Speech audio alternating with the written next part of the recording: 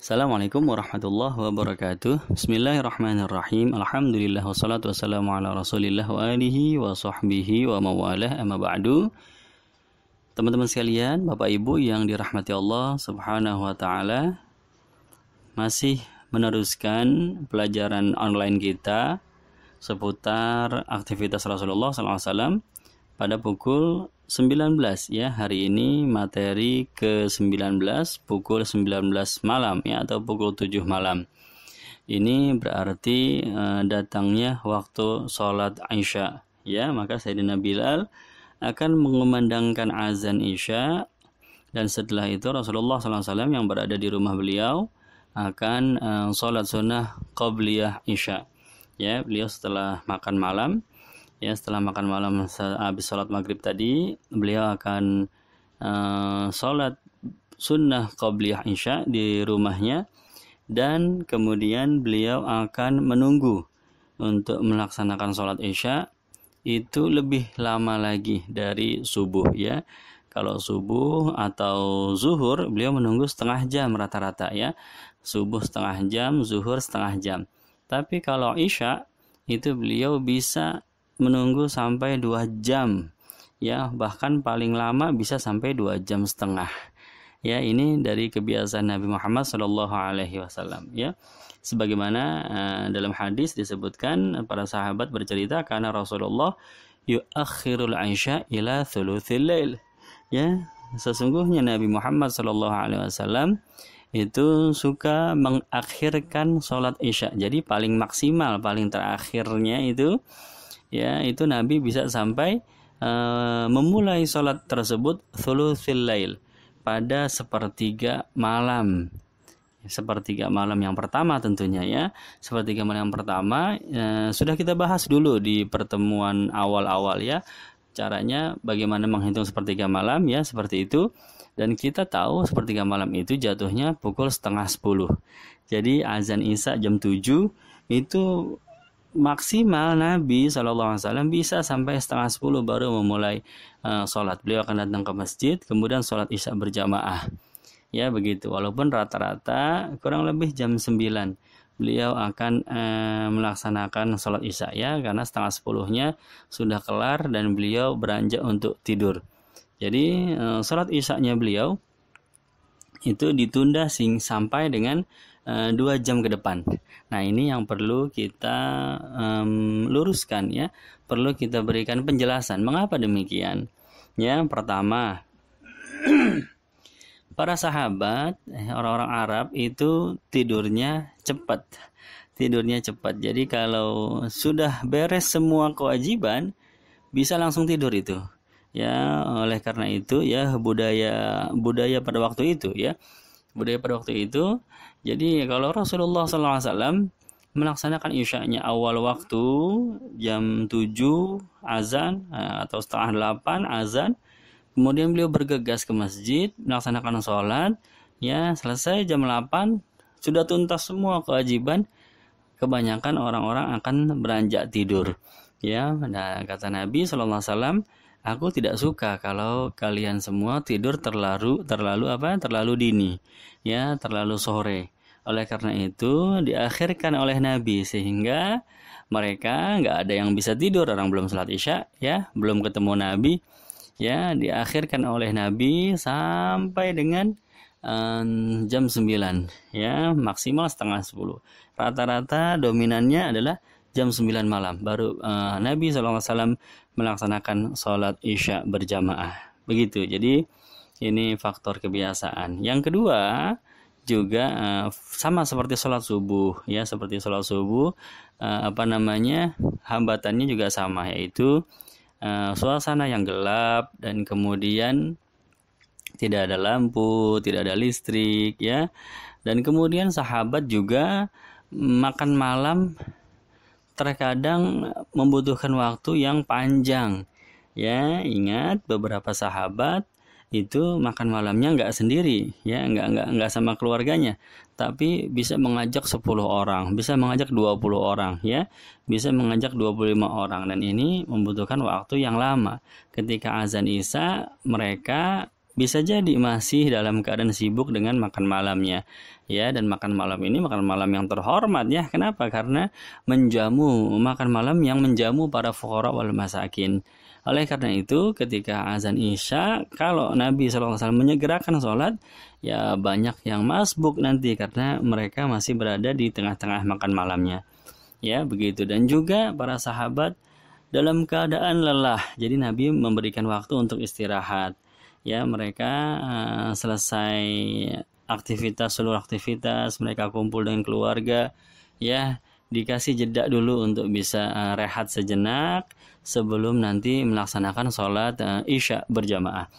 Ya, dan banyak faktor lainnya yang menyebabkan Nabi SAW menunda sholat fardu beliau.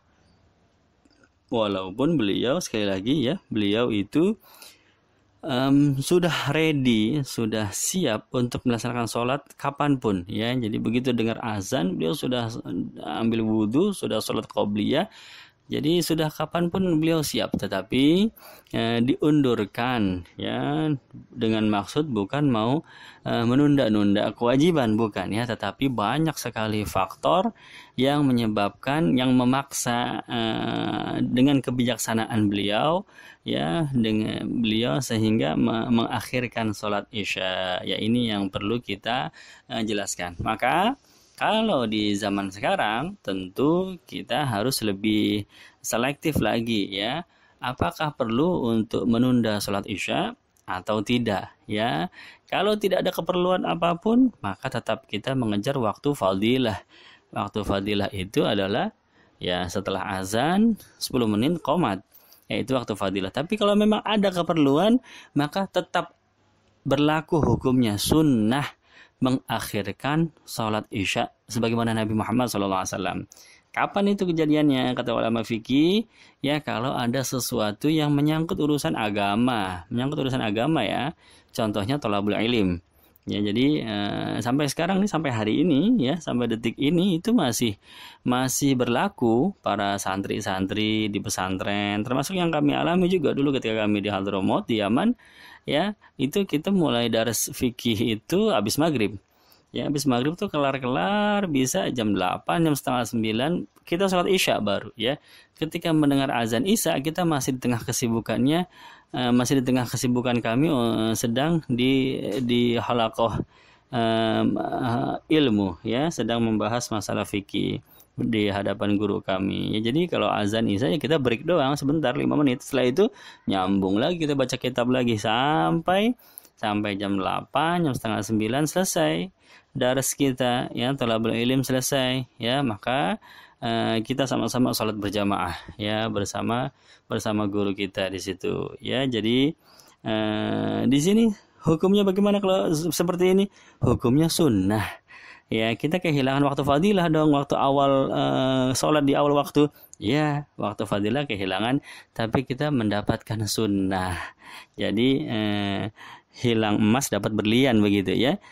Selama memang ada kebutuhan, selama memang ada keperluan yang ada kaitannya dengan agama, ya. Kalau menunda sholat Isya buat nonton bola, ya, atau sholat Isya buat main medsos, ya, itu nggak termasuk, ya. Tapi kalau ada kaitannya dengan agama, maka disunahkan, ya, sebagaimana dulu Nabi SAW mengakhirkan sholat Isya, ya, begitu. Baik.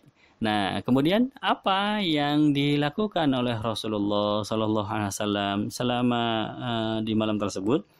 Ada kalanya beliau tetap di rumah, ya, sampai dipanggil Sayyidina Bilal untuk untuk datang ke masjid, ya. Ada kalanya beliau mengunjungi keluarganya yang dekat, ya, rumahnya. Contohnya Sayyidatuna Fatimah, ya, dengan Sayyidina Ali, kan rumahnya dekat situ, ya. Kalau ada urusan, ada yang ingin disampaikan, maka itu tuh dalam waktu-waktu menunggu sholat Isya tuh beliau mengambil kesempatan yang demikian, ya. Kalau berkunjung ke rumah para sahabat yang jauh-jauh, ya, itu kan siang waktunya, ya, siang, ya. Tapi kalau keluarga yang dekat-dekat, ya, waktunya malam, seperti itu, ya. Karena orang sendiri nggak apa-apa bertamu malam, ya. Kalau kepada orang lain kan bertamu di malam hari kan memberatkan tuan rumahnya, merepotkan. Tapi kalau sama keluarga nggak jadi masalah ya, sama orang sendiri. Nah, itu salah satunya di antara kisah bertamunya Rasulullah Sallallahu Alaihi Wasallam kepada keluarga-keluarga beliau, ya, yang terjadi pada malam hari, yaitu ketika Nabi mengunjungi Sayyidatuna Fatimah pada malam hari sambil menunggu salat Isya.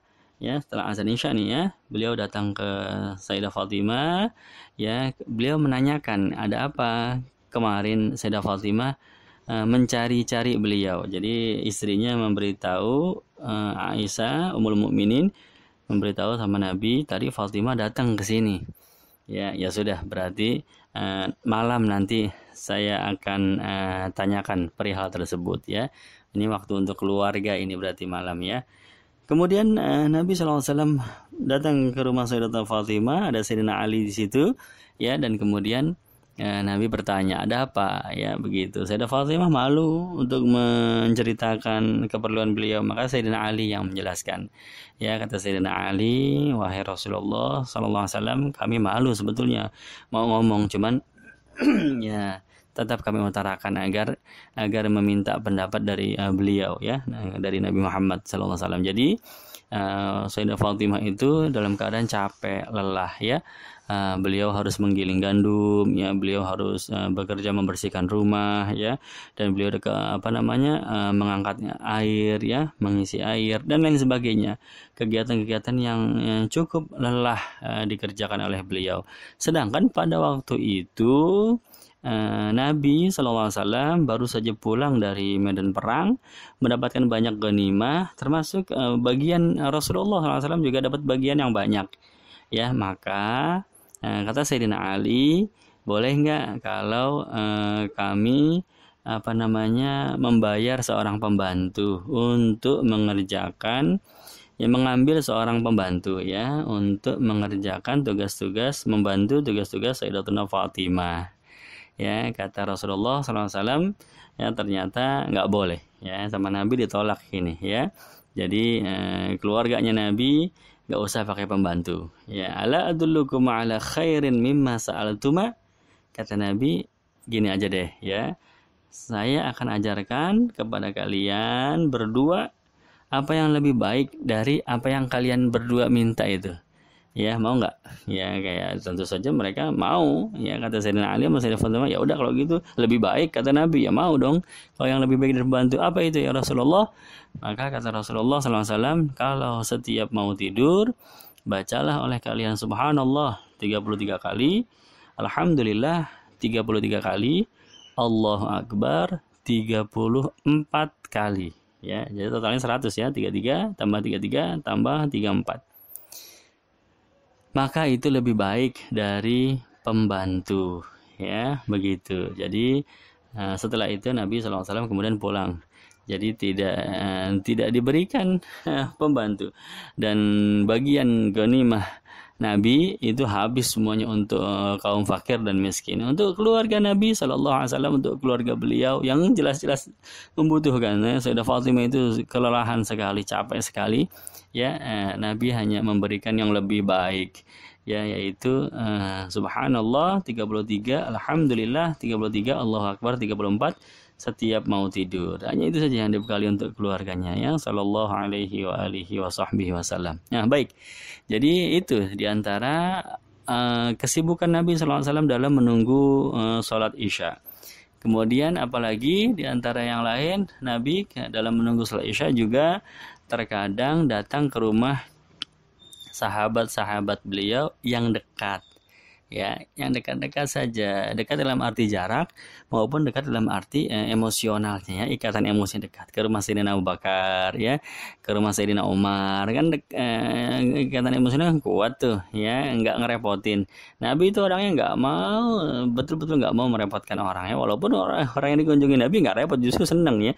Tengah malam kita lagi tidur dibangunin juga kita senang kalau yang berkunjung Nabi. Cuman tetap Rasulullah SAW tidak mau merepotkan orang lain. Jadi kepada sahabat-sahabat yang terdekat ya, beliau akan mengunjungi. Jadi ada kalanya di rumah sampai waktu sholat isya. Ada kalanya beliau mengikat tali silaturahim dengan keluarga atau dengan sahabat-sahabatnya yang dekat. Ya, baik teman-teman sekalian, Bapak Ibu yang dirahmati Allah. Jadi inilah dia aktivitas pada pukul 7 malam sampai pukul 8. Insya Allah besok materi ke-20 ya, akan kita lanjutkan kembali aktivitas beliau pada pukul 8. Terima kasih, mudah-mudahan bermanfaat. Billahi taufiq wal hidayah. Assalamualaikum warahmatullahi wabarakatuh.